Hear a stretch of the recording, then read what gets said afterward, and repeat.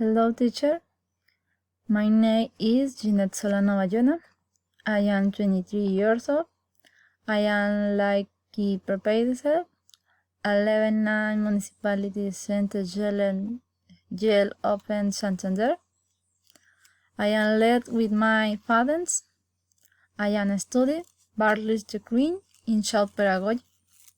My hobby favor is dance, sport, and music. Jelly dessert. Ingredients: 2 cans of milk cream, 2 sachets of flavored jelly, 3 cups of water. To start, we freeze 2 cans of heavy cream for an hour. Then, in 2 cups of hot water, pour 2 even lumps gelatin and mix until completely dissolved. Later, let it for about 15 minutes and right where we move the gelatin again and little by little 1 more cup of cold water.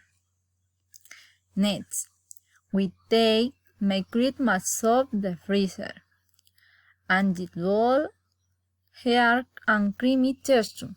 We put the cream into a can and with that mixer we beat it until it floats out later. Meanwhile, the gelatin is incorporated slowly, yet not the same time it would be slowly beaten.